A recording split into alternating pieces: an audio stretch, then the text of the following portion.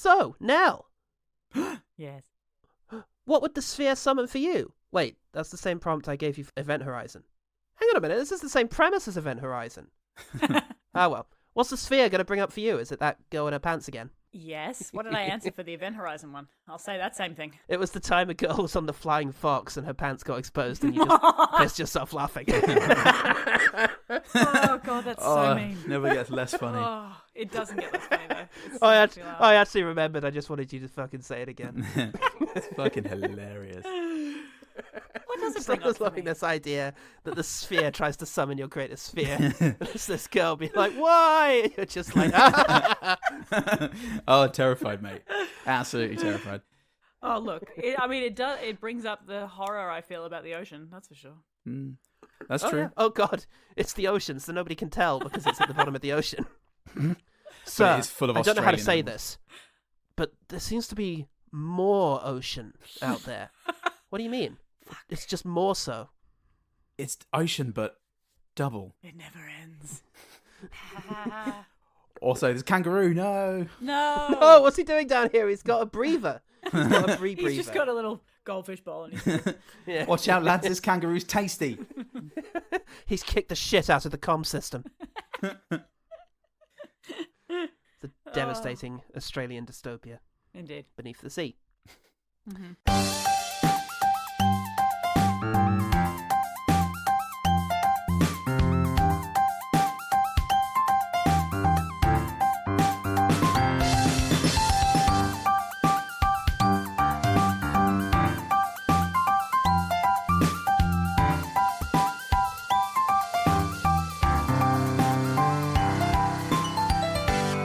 Hello and welcome to One Good Thing, the podcast that would be happier if it had no emotions at all. I'm Captain Paul C. Barnes. I'm feeling a little pressure in my ears. Is that normal? Sphere! Why did the Mortal Kombat music play when I did that? Very inappropriate. Nell Heel has returned. Hell, Nell. Hello. Oh, Hail God, that was Nell. a weird accent. What was that? Hello. Hello. Hello. That's a bit better. She's making our deepest fears come true by recommending 1998's Sphere. What'd you tell him? What did I tell him? I told him I was here to see the plane crash. That's my job. Good. There was no plane crash. Spacecraft. But that was a report about a possible encounter with an alien being. You want to come with me? You are the human contact team that was recommended in the Goodman report. We have a biochemist to assess the physiology of the unknown life form. We have a mathematician, because that'll probably be our common language. And we have an astrophysicist to locate its place in the cosmos. Try to relax. So you're saying that you have a fuselage from a spacecraft over a half a mile long that crashed into the ocean 300 years ago and it's completely intact? That's right. And the kicker is, something's still running inside. That's the heart of darkness. We go there. Is there heat coming off this thing, or is it just happy to see me? Anybody else wonder who the hell opened that door? In the 8,000 years of recorded history, this is a first. You are now online with an alien intelligence. Hey guys, I'm getting a reading on the sonar. You're not alone out there. Yes. It's a new dimension in frills. Not spills though, because you Nope. can't spill anything into the ocean. Oh, depends That's if you a see it in fact. 4DX, Oh, mate. right. Yeah. Well, that's the argument that BP uses, isn't it? Or Japan. Yeah. Just kidding, Japan. It's not Just kidding, everyone. Japan. You guys are cool, right? Michael Crichton did this. He did a book. Yes, he did. He started doing this a book in 1967 Wow. as a companion book to another book he did called The Andromeda Strain. Oh. Yeah, don't quite know how those relate, but I'm starting to think that Michael Crichton's written more than one book. Yeah. More it's than becoming Jurassic Park? dangerously possible. Yeah. Unless this was a Don't know sub-story in Jurassic Park where Hammond discovered a sphere at the bottom of the ocean Yeah. and his biggest fear was to be in Jurassic Park. Exactly.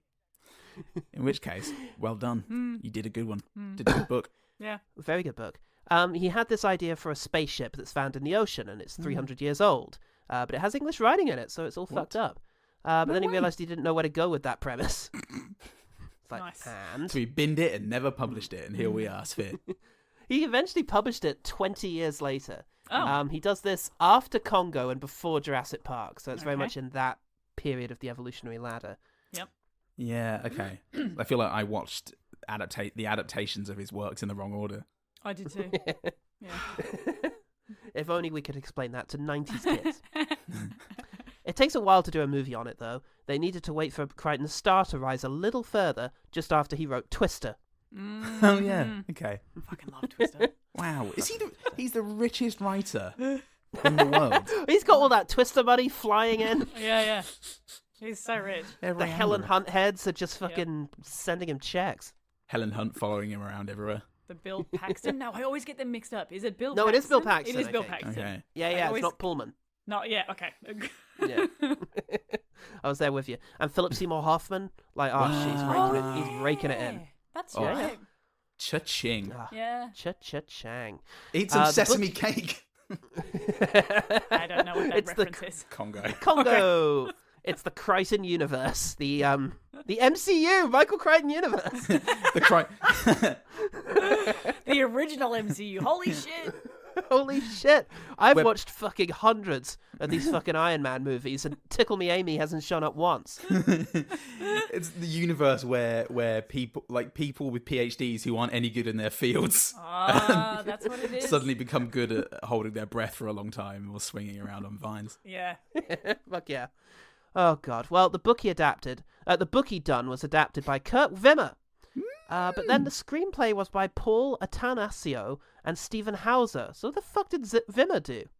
He handed the book over. It was like, here you go. yeah, and he went. I've adapted it. Imagine this, but a film. And then he just Whoa! walked backwards out of the He room. threw a smoke bomb and disappeared. Yeah. Holy shit! Where'd he go? That was incredible. Yeah. Oh my God, that guy adapted this.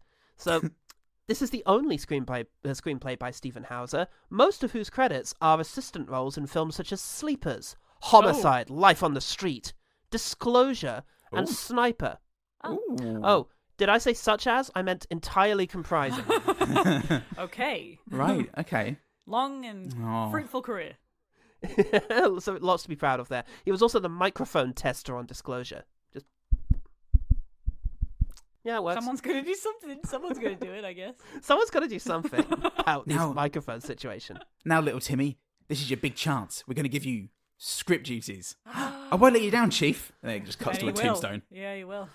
Okay. Who are we going to get to write this Michael Crichton movie? Remember that guy?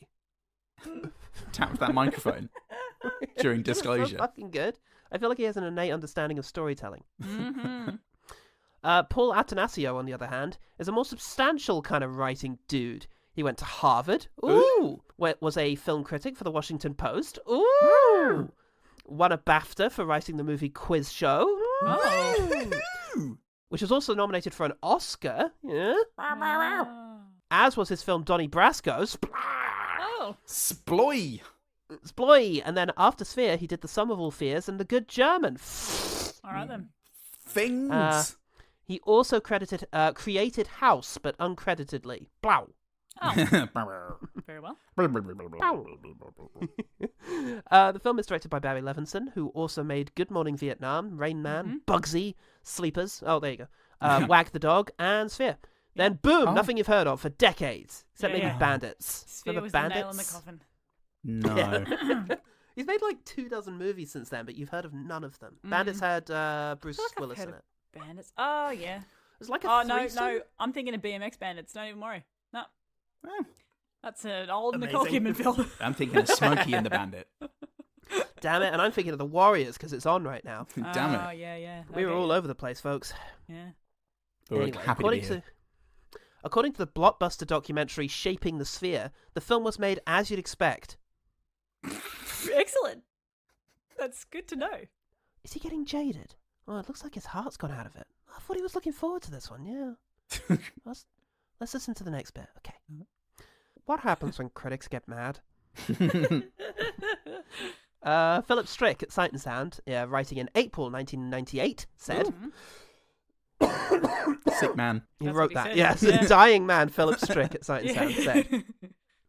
While not exactly the best thing since Forbidden Planet or Solaris, those classics of the released subconscious, the result is witty, frustrating, and packed with possibilities. Wow. Okay. Oh, he's on his deathbed, didn't give a Generous. fuck. Didn't give a fuck anymore. He was prepared to stand up to Barry Levinson at last. Tell you what, though, in that same issue of Sight and Sound, they reviewed Mortal Kombat Annihilation. Oh, yeah. Sight and Sound did. Sight and sound. What did I'll Philip tell Strick you have to what. say about that? Well, Andy Richards, who hopefully wasn't dying, let's find out when I start reading this, reports, the manifold failings of Mortal Kombat 2 Annihilation highlight the obvious problems of creating coherent and sustained narrative drive from material that is inherently repetitive and overpopulated. Overpopulated? Bit of shade. Yeah, a bit of shade there thrown at video games. Oh dear. The film only succeeds in provoking a desire for the more involving pleasures of the game itself. Fuck yeah! Sight and Sound confirms games are art. Yay. Fuck yeah. If, albeit overpopulated. Well, too many characters in that. Yeah, I see. That was the big problem with Annihilation. But the sequel's action sequences are superior to those of its predecessor, but the violence on display in both films is restrained when set against the graphic bloodshed of the games themselves. Not violent enough! Thank you, Sight and Sound. Anyway, we should probably get back to talking about Sphere. In a way, we are. Anyway. The public, meanwhile, came in peace and always wanted to say that to no one. Antonio Gentili over on Google said, as a frequent traveller and no stranger to Las Vegas, I recently visited the... Oh, no, wait. Johnny McDobsey on Google said... McDobsey? There was genuinely a review of the new Vegas Sphere. Oh, okay. Yeah, okay. in the movie, the 1998 movie Sphere. Love that. Anyway, McDobsey, the great guy. Love him. Honestly, I'm not really sure why people dislike this movie. I mean, yeah, it's a little incoherent in a couple of spots, and definitely all over the place as far as pacing and tone. That being said, I actually very much enjoyed the novel by Michael Crichton, so maybe I'm a bit biased toward defending it. Oh, maybe. I just know that I enjoyed it quite a bit. It's a nice psychological thriller type deal. Not so much a true alien invasion film. Give it a go if you've got just under 2 hours to waste. So he's not even staying till the end. Yeah, I was going to say. Does he come in once 15 minutes has passed, or does he leave 15 minutes before the end? That's He the... takes a lunch break. I get the idea. Oh, my God. Or is he one saying last bit of 14 business. minutes of it is genuinely not a waste of your time, but he's not telling us which 14 minutes, we've got to earn it. God, it's minutes 3 through 20, whatever. Whatever, Damn it. minus whatever. I don't know. Yeah. Leif Schreiman is finally a Threeman. Hey. Liz Schreiman. Hooray! Leif Schreiber. He's now Schreiman. I think I see what I did there. Yes, Leif Schreiman is finally a threeber. Threeber. I'm a Bethreeber. It ought to be a Bethreeber for Leave. Yes, after appearing in 12 screen movies, I'm pretty sure, that we didn't count, even though we only liked one each. Yeah. He One and a was, half. in fact, in Movie 43 and Mixed Nuts, so he's a very, very, very well-deserved Threeman. Got it. Yeah, it's a shame because I still quite liked him in Mixed Nuts. It's just Oh, Mixed God. Nuts in general was just like Complicated getting feeling. punched in the face through like someone holding a frying pan up in front of your face and then punching the frying pan so that it hits you in the face. At least Oh, that no, hurts that's- the person punching the frying pan. That's Yeah, true. but it was Batman. At least nobody wins. Yeah. It turns out it was Batman. That's the twist of Mixed Nuts. I still have very complicated feelings about Leif Schreiber in that film. Anyway, Yeah, that's fair. Sammy Jackson is a 7-man. Oh, God, no. Oh yeah. Yeah, Damn. he was in the prequel trilogy. Three, yeah. Oh, no. Can you figure he the others? was. Um, Oh, I'm excited. What God, ones? What ones? the prequels. Oh fuck. Snakes on a Plane. Did you guys do that? We haven't done Snakes on No. a Plane. Is that actually We well should do reviewed? Snakes I on a don't Plane. know. No, I Is don't it- think so. We it's should not? do Snakes okay. on a Plane. Okay, right. What the fuck else was Sam Jackson in? Well, he does powerfully remind me of one of his previous roles in this when he starts banging on about eggs. I hate eggs. In this, he loves eggs. In that one, he hates them. Oh fuck! It's not. I can't remember, mate. You're gonna have to put me Alright. out of my misery. The Spirit. Oh. I don't think I know what that is. He's talking about Spirit. It's a terrible superhero movie. Sin City-esque. Oh, okay. Yeah. Glass. Oh, yeah. Of course. Yep. And Life Itself, apparently, although I can't remember. Oh, Oh, I don't think I know what that Yeah. film is. that's silly. Oh, narrator. He was the narrator. Okay. Yeah. Well, he's a It's- 7-man. He is a 7-man, which seems a bit low considering that he's in 8% of all films. Yeah. Ugh, and is dying. Him and Philip Strick. Yeah. Hard cut to 2 tombstones. And such did cinema go. Mm. Tell you who else is a 3-man though. Michael Crichton also wrote Eaters of the Dead, which got adapted into The 13th Warrior, and Congo. Oh, fantastic. Oh. And He wrote a Jurassic book Park, called which we Next. hate. No, we Which love we Jurassic hate Park. here. Yeah. We did review A Jurassic Park, which is technically inspired by his characters. Yeah, so fuck fuck him. him. True. You Yeah. loser. He Yeah. wrote a book called Next, but it did not inspire the Cageathon. That was a solid Oh. dick joint. Okay, right. Tell you who else is a Mormon is Kurt Wimmer. He's a foreman, in fact, because overlooking Equilibrium, which just Yes. about we will overlook. He did write the Point Break remake Oh, God. and The Beekeeper. Oh no, so he's a Oh. 3-man. But he wrote an Expendables movie, not the one we covered, but he did write Expendables, Okay. which we didn't do. But fuck that guy, Fuck everyone involved. Right. Even the people I like. especially them. Oh, free to a man, free in the bush, free, yo. Films are shit, mate. Oh god, Sphere has 13% on Rotten Tomatoes, 35 on Metacritic, 6.1 on IMDb, and 75% on Google. Of course. Oh, Although, alright. factoring out Yeah. the the reviews for the Las LA. Vegas Sphere, Shit, it really takes a dive. 61%. So no, you little green man. yes. What's one thing about Sphere that made you want to just bang on it with a hammer and a scientist? Well, wait. Do I give a actual one good thing, or do I just say Yeah. why I? No, I Just think let's. whatever How you want. about why Sphere? Well, all right. Why Sphere? In the 90s, just going back here. Oh, we're yeah. going on Well, we're in going the back a bit 90s, here. My life. We're going back 10 years, I think, because I'm damaged. In the 90s, my film life was pretty Oh. much it comprised of weird 80s films and sci-fi films. Love it. And I have a lot of fond memories of sci-fi films from that era. Some when I watch them again, sometimes I go, "Oh yeah, Justified," and then other times I go, "Oh no." Event Horizon What about and Sphere, respectively. What about when you watch the TV show Justified? Yes, that too. Then I go, oh no, Justified. Good stuff. Well, yes, we'll get into that more. But first, I suppose we should do a little rundown of what happens in Sphere. Oh. Sphere. All right. Spell of me pop filter. Uh-oh. Well, we start it. with a crazy futuristic credit sequence where everybody's name does weird stuff except Samuel Jackson.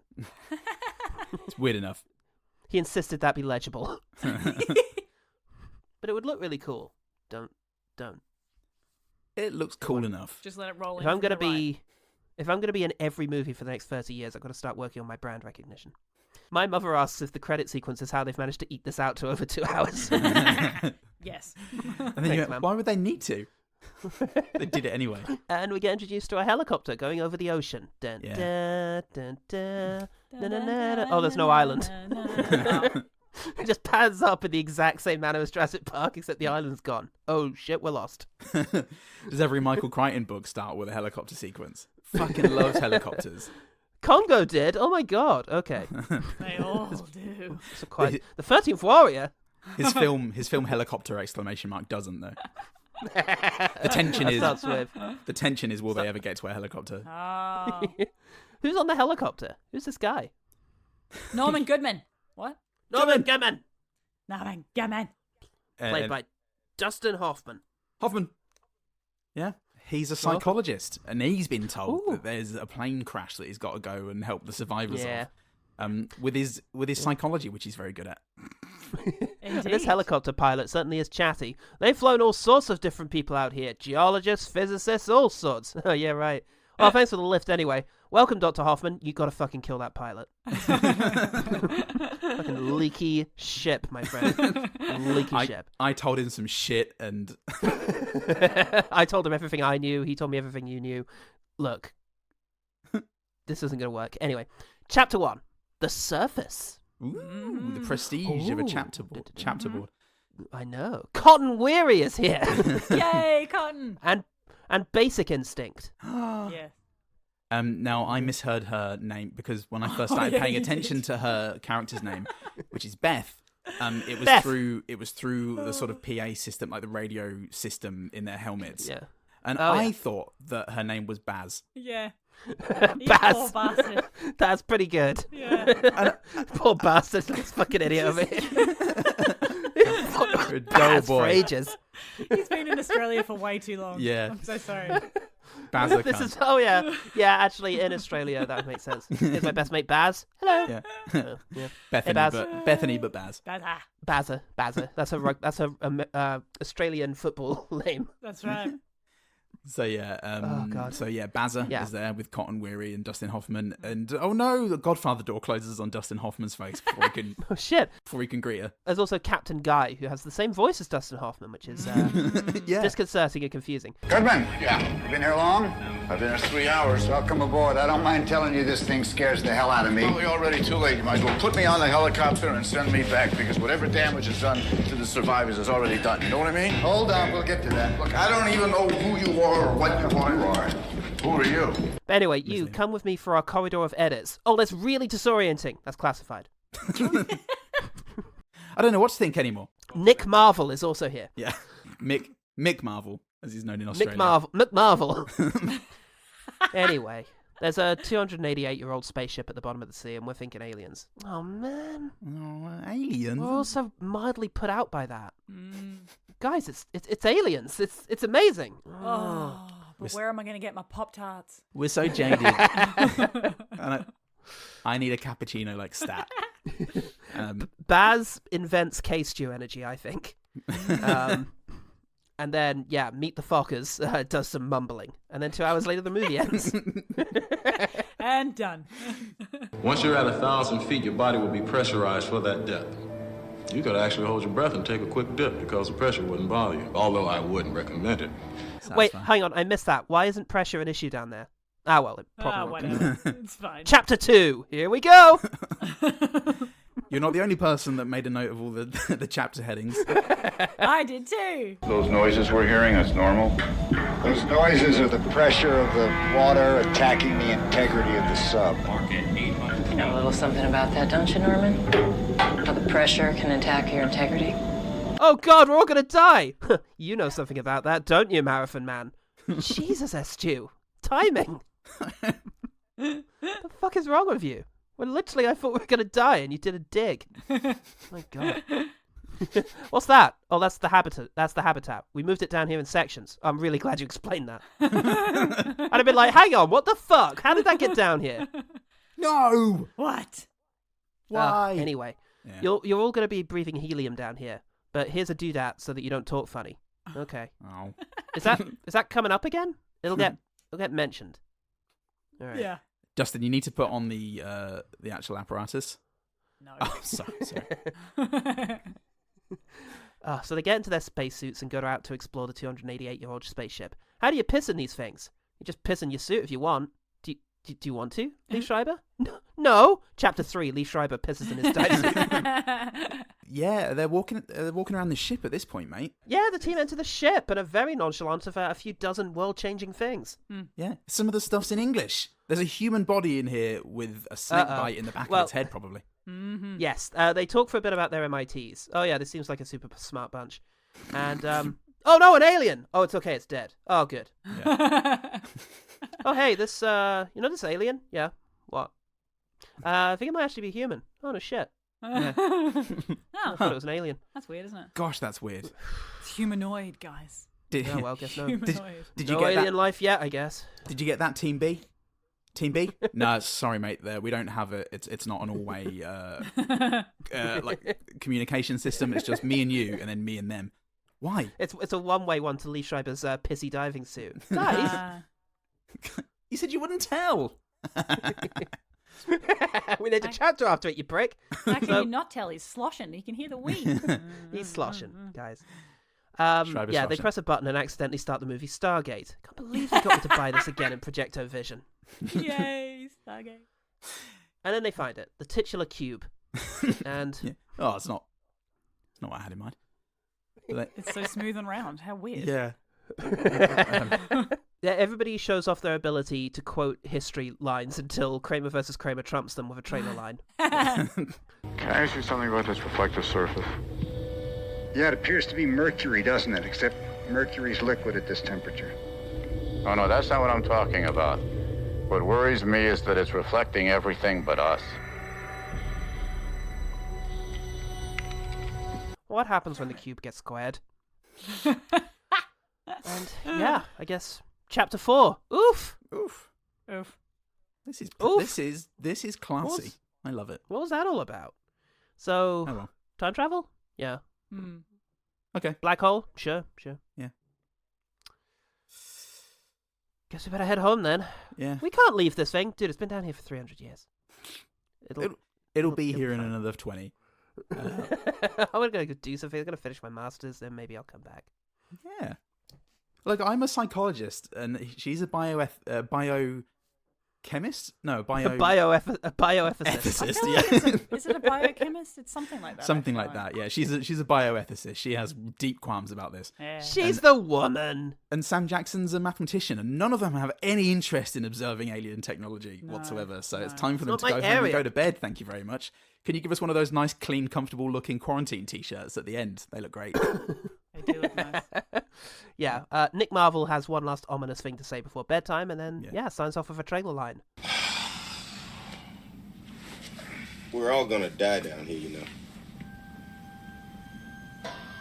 What? What? You see, it's curious. Ted did figure it out. Time travel. And when we get back, we're gonna tell everyone how it's possible, how it's done, what the dangers are. But then why 50 years in the future, when this spacecraft encounters a black hole, does the computer call it an unknown entry event? Why don't they know? If they don't know, it means we never told anyone. And if we never told anyone, it means we never made it back. Hence, we die down here. Just as a matter of deductive logic, Norm. Maybe we're the cube. The cube's inside us all. Oh my god. Chapter 5, The Cube, with Philip Schofield. Wow, we're referring. Is this daytime TV now that I haven't been present for? Dude, that show was out in like 2008. Philip Schofield's been cancelled since then.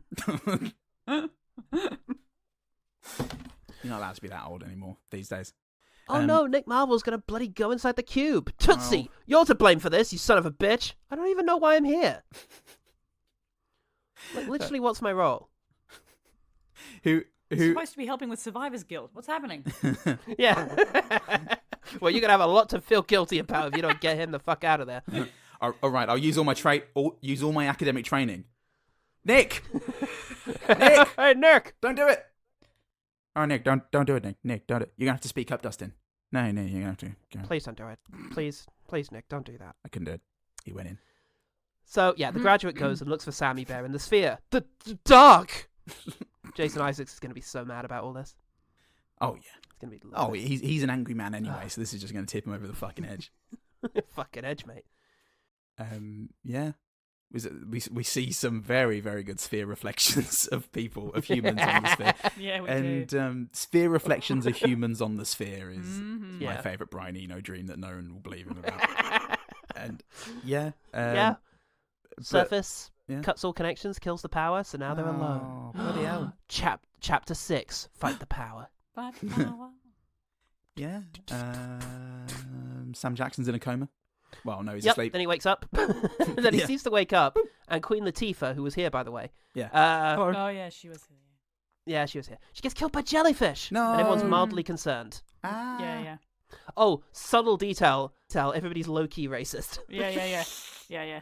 Well, it almost ruined Dustin Hoffman's breakfast, having to listen to that. She met with an unfortunate accident, which was that she died, Yeah. according to Captain Man. Yeah. Why are we playing this over the speakers? I requested easy listening. So at this point, Captain's like, "How well do you know Stu? I've decided I don't trust her now." Yeah. decided to read that big file you gave me before we came down here. She is unhinged. She turns out she's a woman. Yeah, oh. that's right. That's right. Oh dear. Well, she's probably got a If lot I'd of stuff known going that. on. Yeah. If I'd have known that, I wouldn't have had an affair with her. Hey. Oh no. Oh no, though. Harry woke up and is having breakfast, having recently passed out in an alien spaceship. That might not turn out so well. But he seems very happy. Oh, I wonder if that's going to have negative repercussions. Not really. Nah. And yeah, he's very complimentary about Dustin Hoffman's cooking skills. Oh yeah. Oh shit, he's choking. Oh no, that's just a normal reaction to having found out you've eaten calamari. He's not choking. I don't even think he ate it. It didn't even get to his mouth, did it? Oh, Or did he put it in? He had a big old chomp. He put it in his mouth, Oh. and then Dustin Hoffman And I tell you went, what. "It's calamari, cunt." Yeah. Take a joke. Fuck you! Take a fucking God, joke. I hate this tapas place. Every time. If you were going to bite into something expecting an onion ring and turned out to be a battered calamari ring, that's immediately going to be obvious. Yeah. Yeah. Fuck, this I is a would say tough so. onion. This is the toughest onion of all time. It's so stringy. It'd be better. Yeah. You'd be worse if it was. Oh, I don't know. Poo. Poo. Yeah. If it was that. If it was Yeah, poo. but this. You don't know what it is? You want to guess? No. My own shit. Hey. Said no. But yeah. Oh, he hates squid. He hates it. Yeah. He hates squid. Mm. Do. That's the end of that. Yeah. For now. He does talk a bit more about how they're all going to die. Oh, I still don't trust that woman though. Yeah. Chapter 7. Hello there. Hello there. there, Oh, Stan says Dustin Hoffman. Oh, I don't trust Sam Jackson now. And it's gone. And it's gone. Nah, he's a cool dude. Yeah. He's pretty good. No, it's alright. He's a guy, remember? He's a guy. And this bloody woman's here, probably on her underwater period, which is doubly worse. Doubly worse. Under the immense pressure of the ocean. It squeezes more out of the uterus. Yeah. Oh no. Do you need to lie down, love?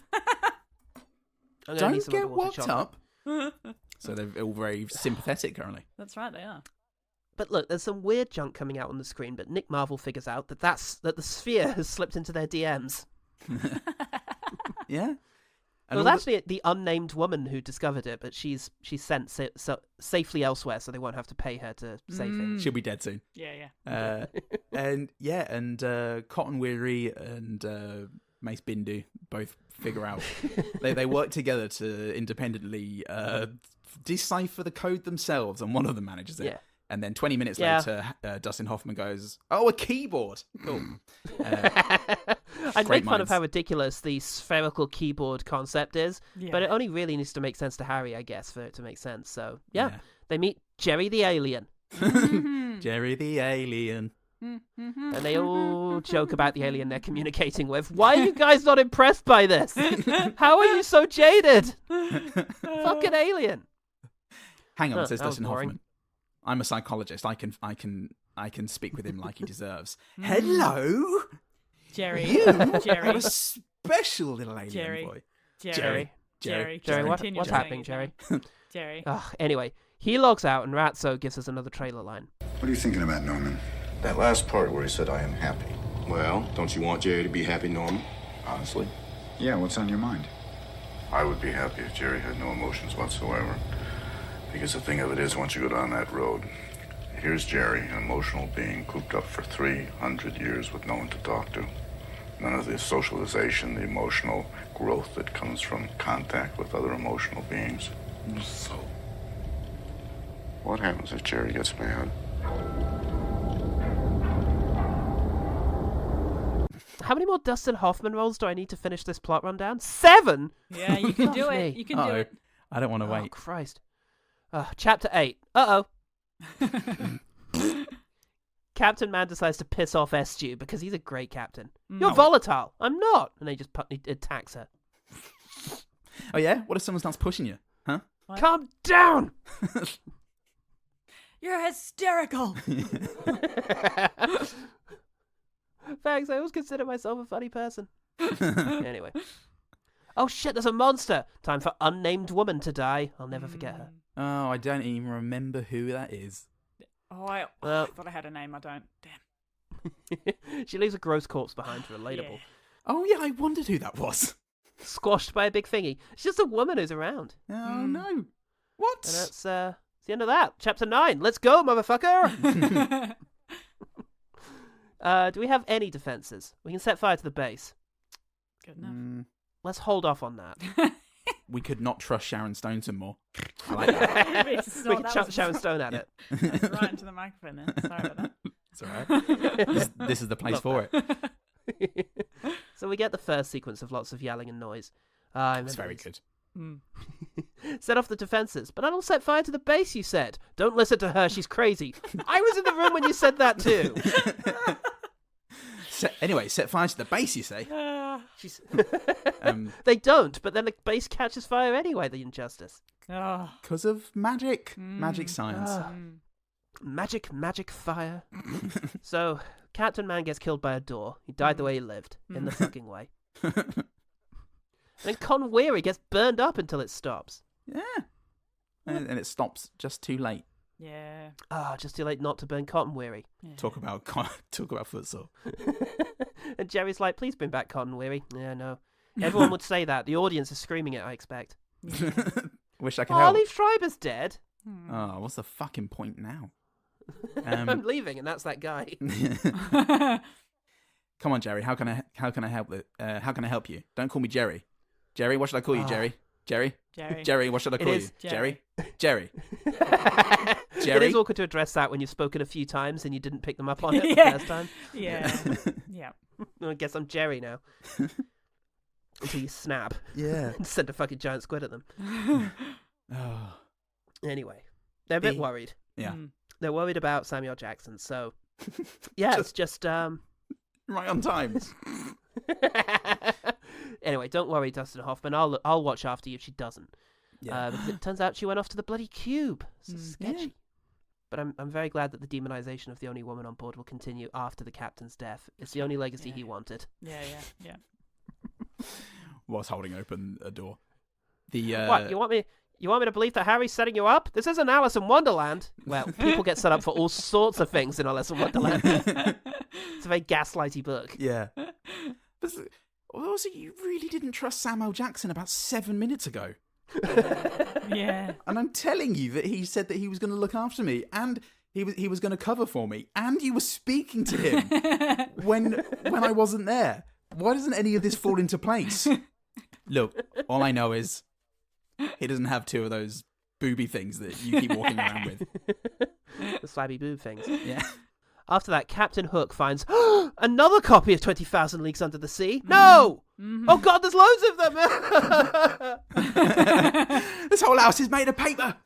It's like The Shining in here. Oh shit, the code was wrong. Then why did all the other messages make sense? Shut up! Yeah. It's called... okay. Yeah. He's actually called Harry. And then it goes back and none of it fucking made sense. Yeah. Hang on a minute, we projected all this. Yeah. My worst fear was that it would make sense. Oh no. Oh, crazy Esther is arming all the bombs. Chapter 10. What?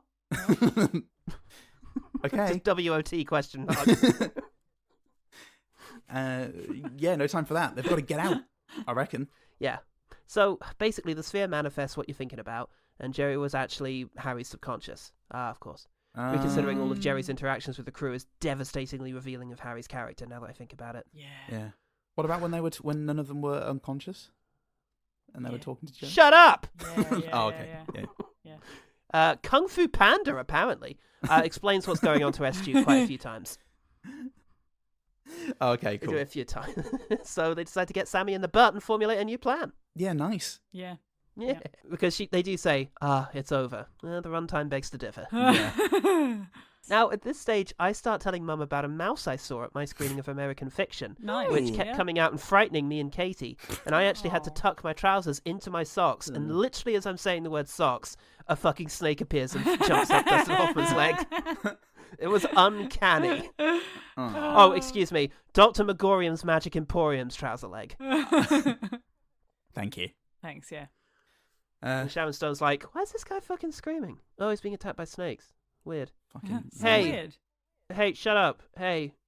Shut up? Yeah. Yeah. Those snakes are very poisonous, but they're nocturnal, so they're harmless during the day. That's not how nocturnal works. Yeah, Also, that's just not how that works. also, what? During the day, they're just very handsy. Yeah. Fuck. Like, aren't you like an expert in this field? I don't fucking know, mate. Apparently, who knows? God damn it. Anyway, later on. What do you mean later on? That didn't result in a conversation. Doesn't need to. Fuck me. They're all smart. They can figure this out. Yeah, she leads him to the lab and locks him there. Oh, we've all been there. Mm-hmm. Yeah. What's all that about? What's that scene? Oh well, as aforementioned, butts are involved, and Sharon Stone said, "You got to inject yourself in the butt Do it. to." Do it. Does it have to be in the butt? Yes, it has to be in the butt. Pull down your trousers and inject yourself in the butt so I can see it. But also we need to knock you out because you're the one manifesting. I didn't go in the sphere. You said you did. I was joking. I see. Oh. All right, well, I'm not going to do that anyway. I'm going to go and swim in the ice-cold water for just under 2 minutes, which means that I don't freeze to death. A small Roland chef grows dark hair and then goes climbing, swimming about outside. Hang on a minute, what about the pressure? Stupid movie. Stupid. Oh, fuck! Nick Cage is awake now, and Anne Hesh is being swept away by her own emotional turmoil. Classic woman.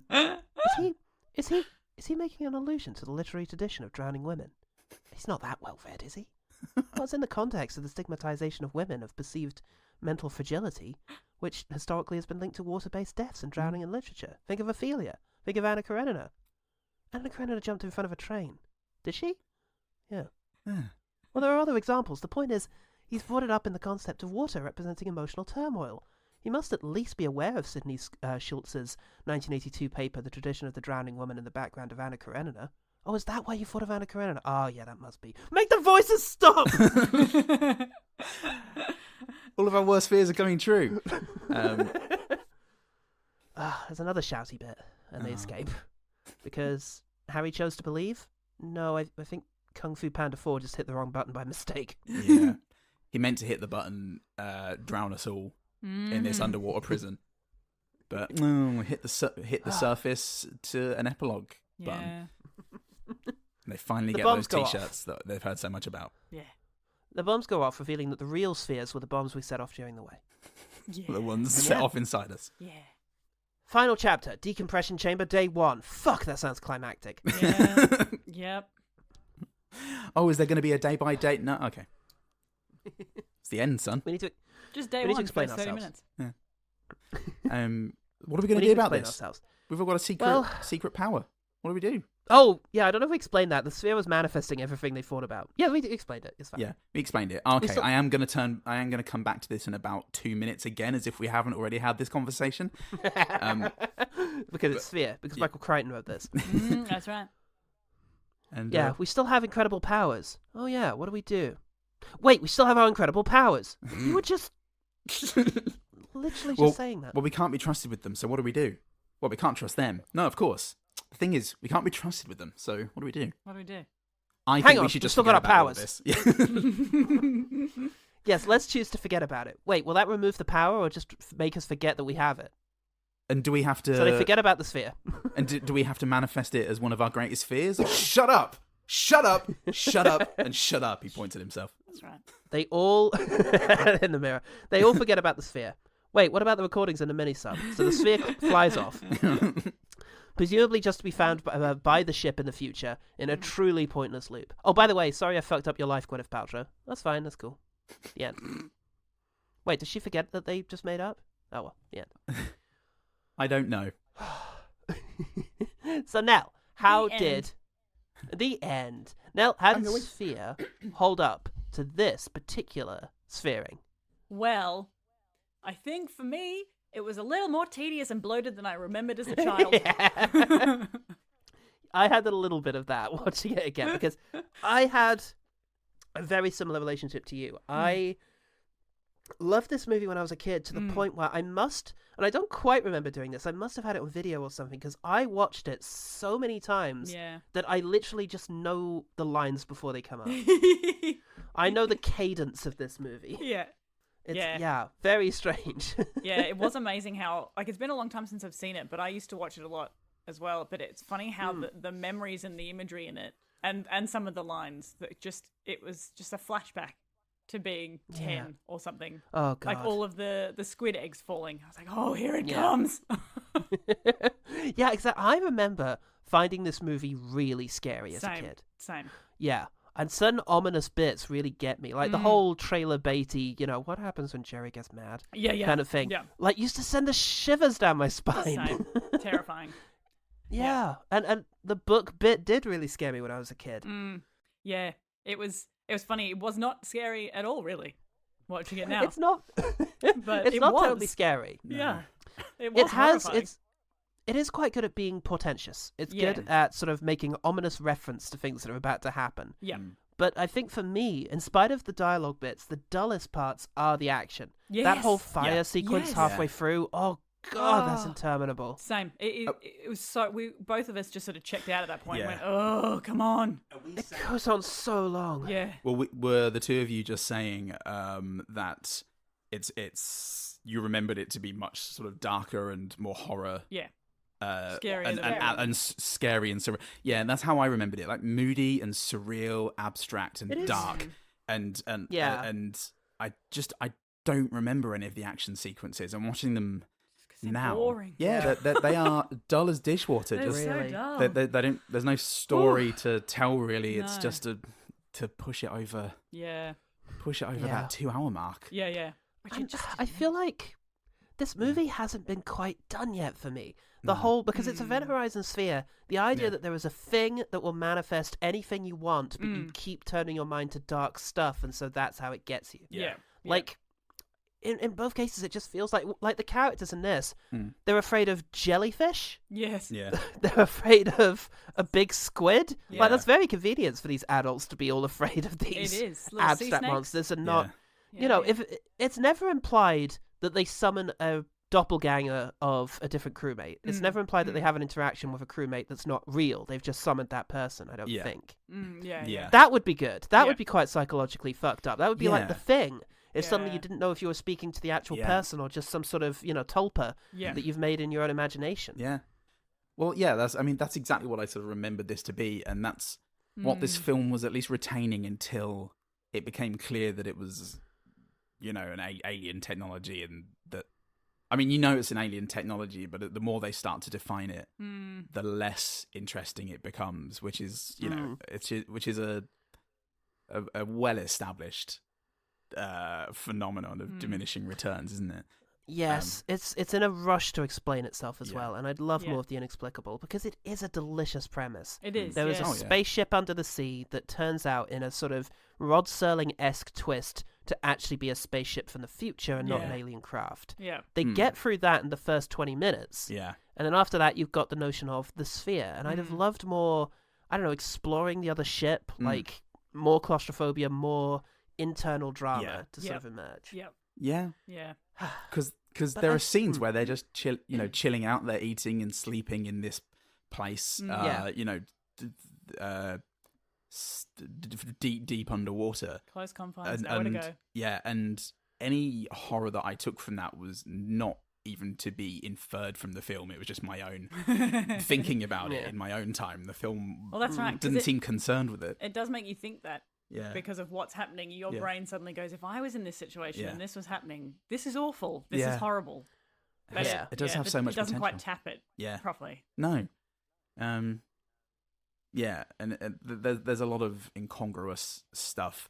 Like, I appreciated Dustin Hoffman being there, but the film, he suits it being a slow burn, sort of psychological horror. Yeah. But when it gets to the action scenes, he's so incongruous because he doesn't he's not raising his voice ever, and so everything else is super loud, and then he'll say something that's very dry and very what's the words, softly delivered, and it's the not down R2 up all over again. It just it's so the tone is so mismatched. Made for some great, very funny moments, but it's just, I think, such a indistinct mess of a film. It is. I think what the film does best is it really manages a very effective ominous atmosphere and sort of foreboding tone in its first half. Yeah, I want it's to so say. good in the first half. It's so good in the first half. The voice on the computer, like, there's still some spooky stuff going on and some interesting premises. I agree with dying director, what's his name here, Philip Strick, that there's so many possibilities, but it is frustrating. Yeah. It also has, I think, really, movies like this and Congo really make you appreciate the screenwriting job that David Cope did for Jurassic Park, because you can still tell it's a Michael Crichton story at the heart of it because of all the scenes where characters like just sit around and philosophize and just are mouthpieces for different ideas around the science. This very classic sort of Asimov. Who wrote Rendezvous with Rama? Was that Asimov? I think that was Asimov. Okay. Kind of sci-fi writer kind of stuff. You know. Yeah. I like ideas about science fiction less than I like characters, and yet still Spielberg and Cope managed to really humanize the characters in Jurassic Park in a way that is tricky to do, and they don't quite manage in Sphere. No.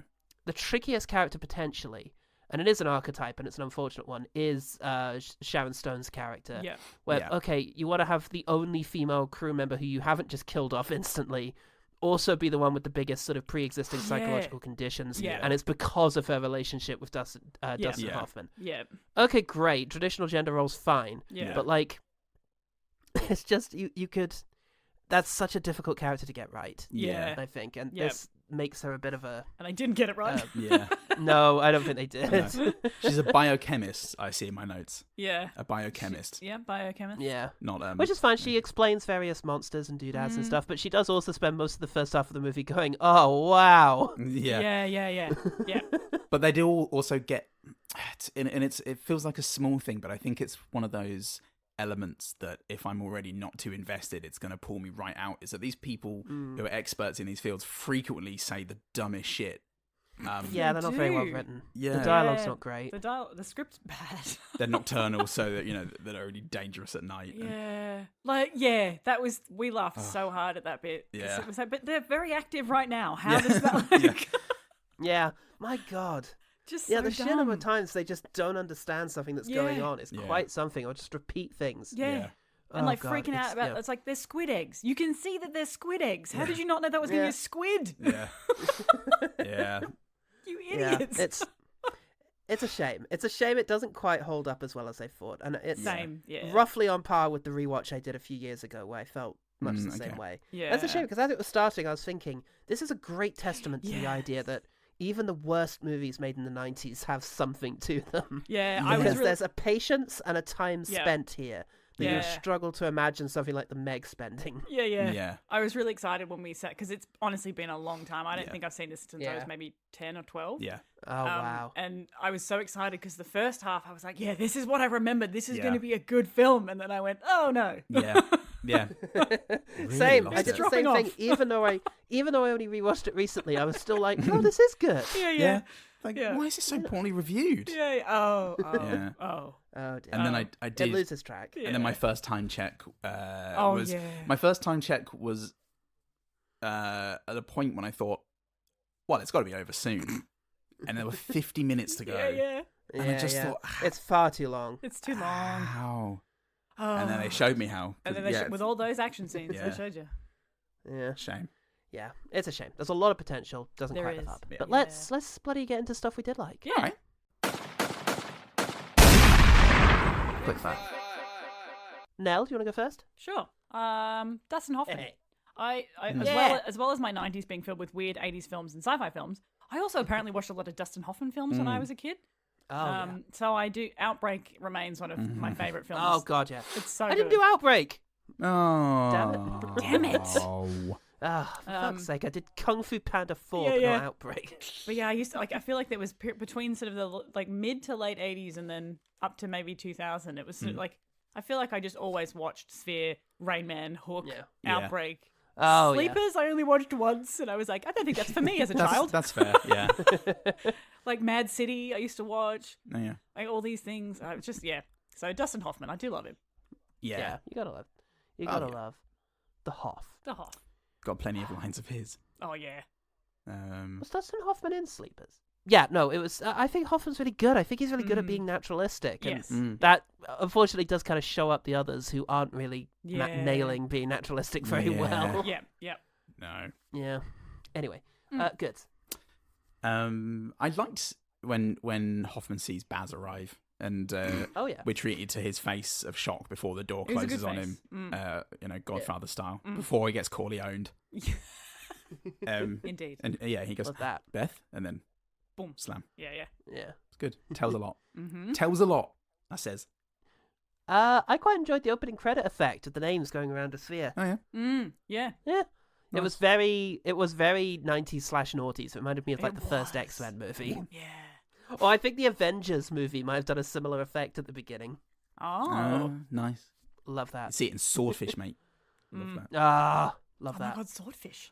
What's the movie where all the credits like spin around as if it was on a ball bearing? Oh. Shit, is it Plunkett and McClane? Wow, it could be. That's a pull. Fuck, I'm gonna have to look into that. Anyway, Nell? I really appreciated Sam Jackson's the shortening this. We die down here. Good night. Yeah. And just turning off the light. Oh yeah. I really love his delivery of the line. It's so good. Yeah. It's a really good ominous moment. It's scary because it makes sense. It's so good. And he just reaches for the light. You're like, whoa. Yeah. No. That's a powerful move. I wish I is. could do that at least once in my life. Yep. Yeah. I love the fades that come at the end of chapters too. Yes. Because after that he's just like, damn, I wish I could get inside that sphere. Yeah. And then fade. Yep. And there were so many moments where they just cut on a line. Well, that reminds me of Alien, actually. Original Alien. Yep. Especially when he's like, he says, I'm down here and I'm wearing this thing that if I take it off, it sounds like someone's squeezing my testicles. Let's go home. And then cut to silence of outside. Yeah. Really good. Yep. I really like the title cards, like the sort of chapter headings. It just lent the movie a fair amount of prestige. I think that if the movie had kept to that slow burn psychological horror feel, like the two go hand in hand so well. When it starts being silly action, then it kind of feels weird and more effective to have those cards, but I really like them. They drop off too when you get to that point. Like they're quite consistent throughout, and then the last half, it's just like, what is it? Battle stations, then further analysis, and then it's in the, you just get it's ages away. Yeah. Yeah, and I think the sight and sound review mentioned it in the context of, Crichton being a novelist, and obviously it's quite a gimmicky kind of thing to do in a novel that you name your next chapter, battle stations, so that people are like, oh, I want to read that. You keep them going onwards. But it's really good at building an effective sort of ominous feel. Yeah. It's like anatomical chapter headings. It's great. Clinical, rather. I enjoyed what's her name's laugh when she was on helium. Can you run that by me again, Ted? I don't speak Yeah. Sharon Stone. That's very She had a good laugh. I enjoyed that. True. Well, okay, related to that, I really liked Cotton Weary when he's droning on in his I need to explain everything way with like his face with that helium voice effect was quite good. Oh yeah. And then finishing off with Sam Jackson's "Follow the yellow brick road." Oh yeah. I thought that was cute. It's cute, damn it. Terrifying, I'm not gonna have anyone say that's not cute. Now. Oh, me again. I really liked again Sam Jackson apparently. His smile when he's at the sphere and he starts to go into it, and he's just got this the cheesiest smile on his face. It's fucking bam, bam, bam, so bam, good. bam. Yeah, the fucking score as well by who is it? It's somebody big. Howard Goodall. No, it's not. It's Elliot Goldentall. Okay. He's a big time.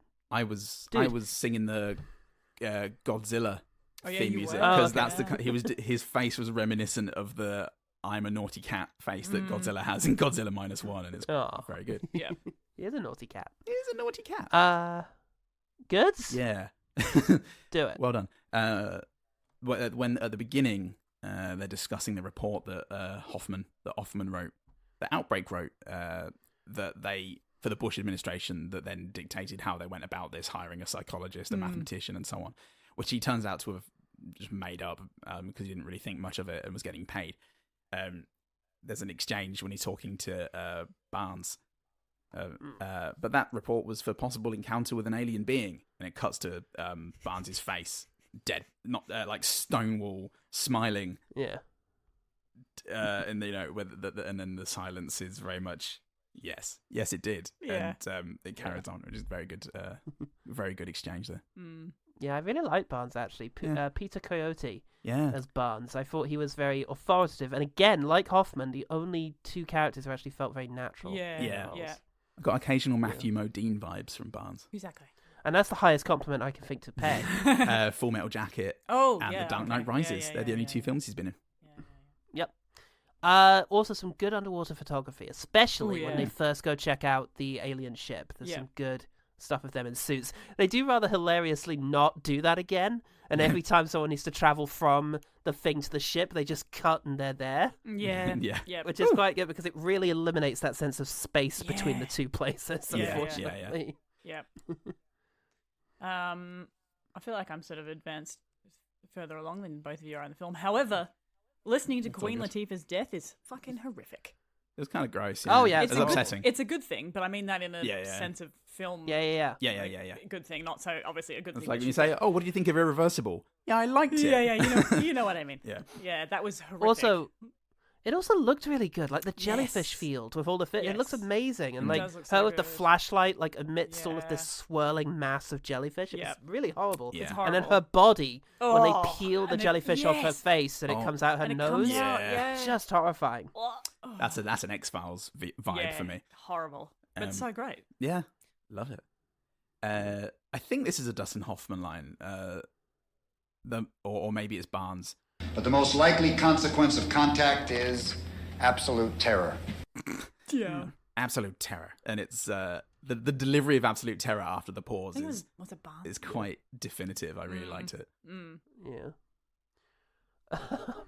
So there's a moment where I think Liev Schreiber and Dustin Hoffman are in a dialogue exchange, and it's about him feeling insecure around Harry because of his like better accomplishments. And there's just a very brief moment where all they're doing is saying Harry at each other. Doesn't have anything to do with your competitiveness with Harry. Harry. 19! Yeah. Harry. So good. I mean, good stuff. Speaking of Dustin Hoffman lines, I wrote down so many. There's some really good ones. I mean, obviously the classic of what happens when Jerry gets mad. Yeah. But I think my favorite one that I've forgotten is when he's talking about he's realized that Jerry is Harry. And he's saying, we thought it was Jerry. It's Harry. Harry's Jerry. Yeah. Like, it's just so good. For fuck's sake. We thought it was Jerry. It's not Jerry, it's Harry. Harry's Jerry. Does Harry know this? No! Just the amount of names that are used. It's just every sentence has someone's name in it. It's so good. Maybe I'll say some more Dustin Hoffman lines then. At the end when they're... is it when they're getting the communication from above, I think, and it's coming in, and it's coming in as code. How the hell are we supposed to be able to it's decoding itself. Yeah, that was so good. That was one of my favourite bits as well. That's amazing, because what a line to include. What a moment to have. Again, it's just Dustin Hoffman seemingly having not read the script. Yeah. He's just going with it. He's just saying what's happening in the moment. Oh, so good. Fuck, it's so good. Yeah. He also has a very good what when in response to somebody in the first half hour of the movie, and I think it's just the suggestion they're all going down there. What? Yeah. Oh god, I have two moments of his actually from when he's locked in the room by Sharon Stone. Where the first one is, "What are you doing? That's my air." Yeah. And then when the room starts flooding, he's just like, "What's with the water?" Yeah. Fuck me. God. Oh, great. It's so good. He didn't read the script. No. He didn't need to. Thank God he didn't.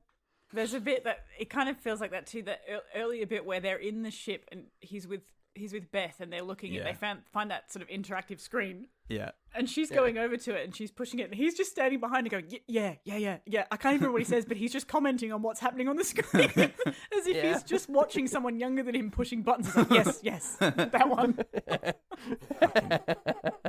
It's so great. good. Oh Christ. Then. Okay, yeah. So is it my go? Or? Mm-hmm. Okay. There is a.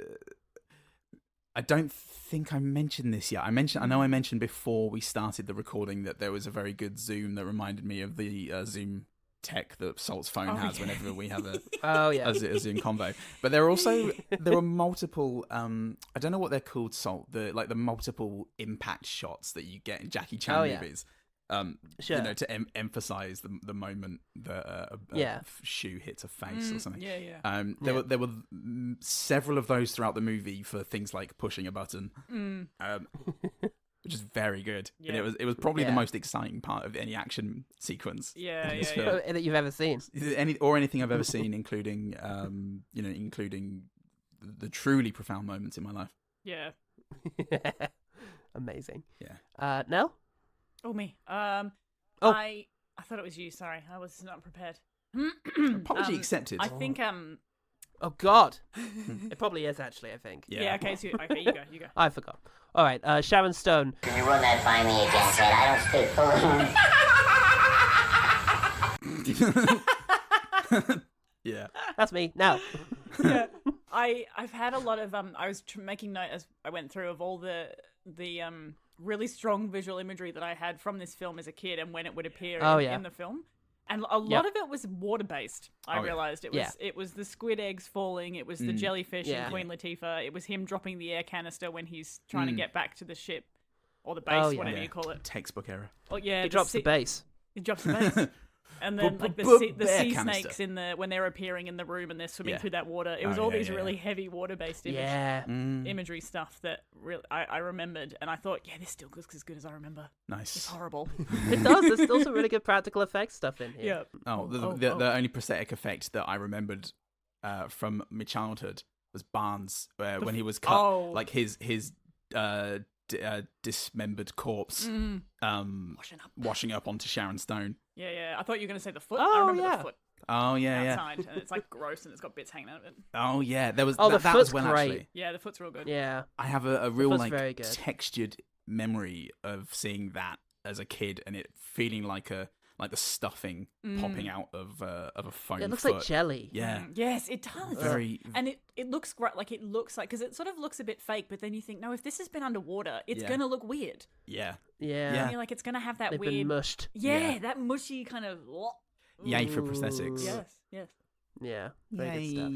Speaking of prosthetics, I really like the little snake. The little thing that comes out and like attacks Dustin Hoffman between the ladder. Yeah. It's really weird. It's a freaky looking little bastard. Yeah. And he comes out and he just knocks him in the head, knocks him on his ass, and then just tries to get through his face and then goes off. And it's just really skeletal and horrible. I loved it. He looks like one of those deep sea fishes that have the little eyeballs, but then a snake body. He was messed up. Yeah, it's I great. do appreciate that fucked up little dude. He moves on. He's like, I've done my bit. And it was just it hit the right balance because Dustin Hoffman then proceeds to fucking lose his shit in what would otherwise be an embarrassing way, but it's like the sheer terror of everything that's happened, and then this, potentially small thing tipping him over the edge just felt quite real. Yeah. It was good. I like that. Yeah. And that's me. I'm out. Woo! Yeah, I think I'm almost out. I can't remember what wording they use. I think it's early on, when they find that body, but they talk about it being obliterated or something, but pulverized. Pulverized. That's it. And it's the imagery that comes with pulverized, and then thinking of a soft human, and it just makes it. Yeah. Even then, I went, oh. Yeah. Oh. Yeah, I think they actually say she's like a rag doll or something like that. Oh, awful. Like, it's such good imagery. Just to think you just think of yourself for a second and how quite robust you are with your arms and joints and bones, and you're like, oh no. Yeah. Arms and joints and bones. Arms and joints and bones. I was just just a sack of shit. I was there as arms and joints and bones.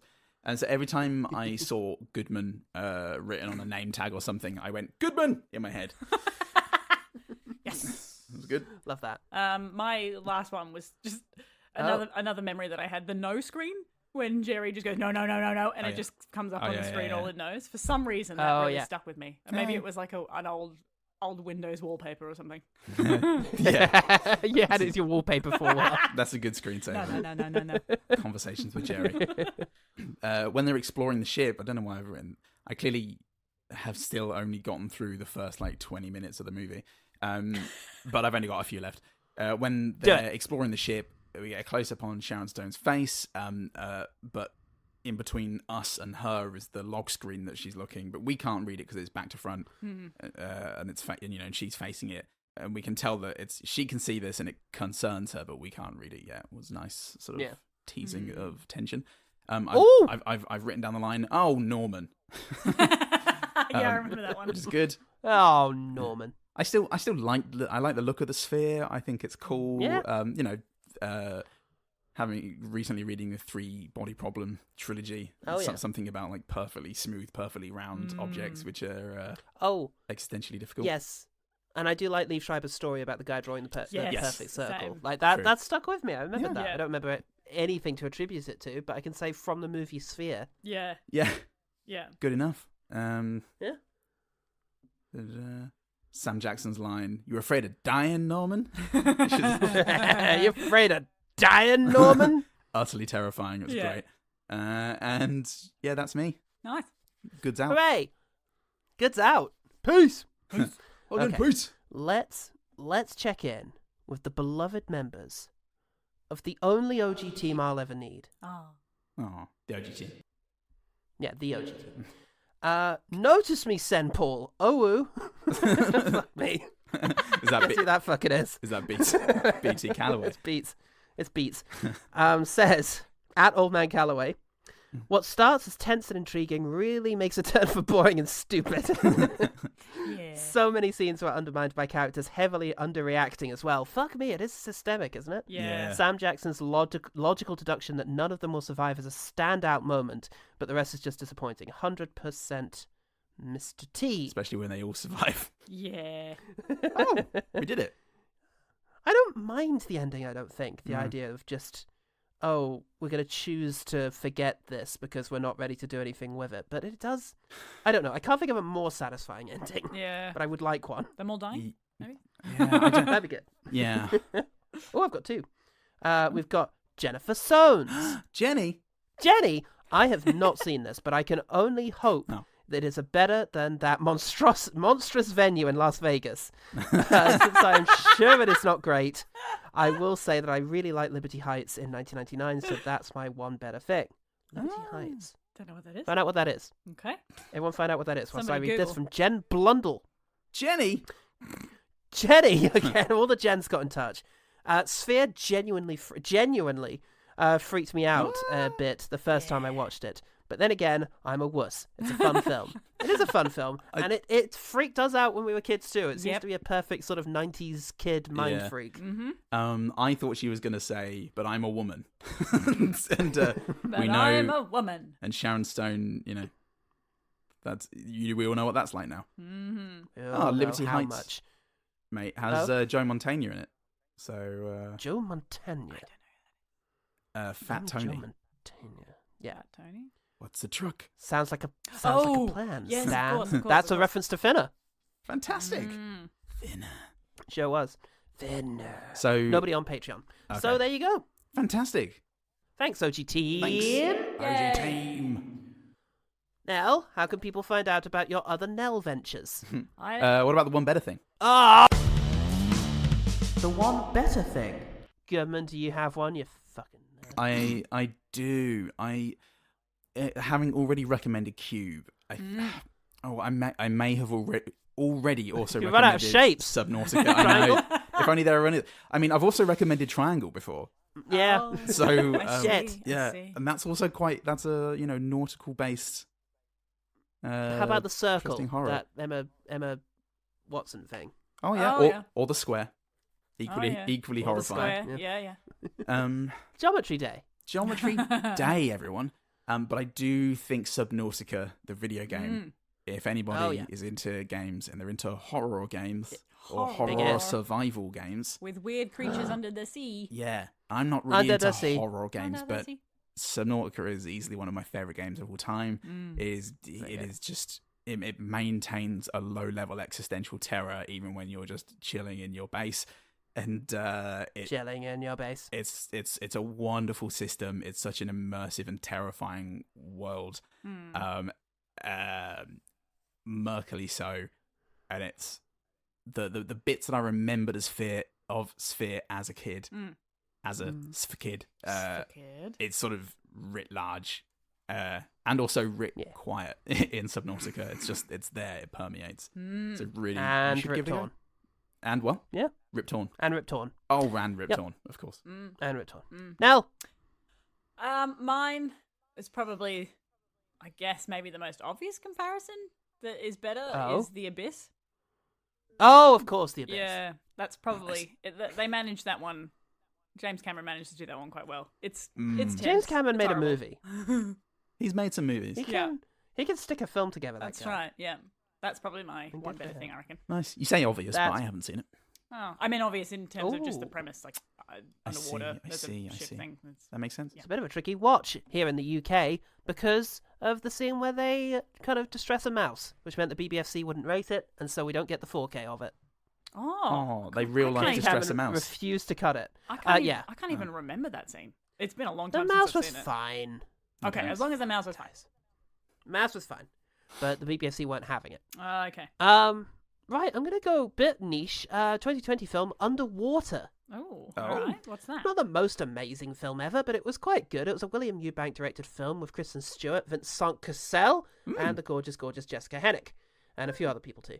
Nevertheless, it's just about this chick. She's, it's an underwater research and drilling facility that she's a part of, and then it gets attacked by some weird monster and she has to survive. So it has just the underwater peril and kind of, hopelessness thing kind of going on. And sort of, Sharon Stone reminded me of K-Stew, so it did have a similar energy, but it gives her a lot more agency. It's a bit generic and a bit, familiar, but nevertheless, I think it's well realized for what it is. If a little less ambitious. Okay, that was the one better thing. Yeah. The one better thing. Nell, how are you? Me. Yes. Hello. You. Hi. How can people hear more Nell? Oh, me? They can't. She's a very secretive woman. Yeah. What do I do? I don't really can't. do. Oh, yes, I do. I guess I do. You got a podcast. I do podcasty things with other people. Hello. Such as Paul and Paul. Which one? I am both Pauls. I am a fellow adventurer with the Pauls in Quest Fantastic. Yeah. Quest Fantastic. Yeah. You can get more Nell there. Yep. And hey everyone, it's Morrick. Good. And this chick's fucking Morrick. I'm also on Quest Fantastic. I'm not Morrick, but you can find me there just basking in the shadow of Morrick, which is also quite warm. That's what they didn't tell you about Morrick's shadow. And hairy. It's balmy. But I'm also on OGT, everyone, and you can find out more about OGT at OGT Pod at Twitter and Facebook, where we put out the call for the OG team. Also on Patreon, where for as little as £1 a month, you can answer the very same question we put on Twitter and Facebook, but you also get access to exclusive content, such as our groundbreaking, completely original game show, No More Movies. Oh, no. Which Brett Goldstein can't claim this on... what? Can't claim this, baby. Can't claim this on, motherfucker. Yeah. And there's a lot more there as well, where we remember movies rather than try to forget them or try to obliterate them from existence. Yes. And some other stuff nice. too. Yeah, thank you. It does sound nice. And if you think that sounds nice, listener, and if Nell thinks so, you really should too. You can get access to this for £1 a month or more. You guys calling Nell a liar? What? I don't even want to think of you, imaginary listener. I am sons Sphere of bitches. salted. That was meant to be insulted with Sphere. I'm Paul Sphere. I'm insulted too. I'm Snell. Ooh, that doesn't work. Snell. Snell. And remember, the one good thing about Snell is that's Dustin Hoffman, I think. Oh, yeah.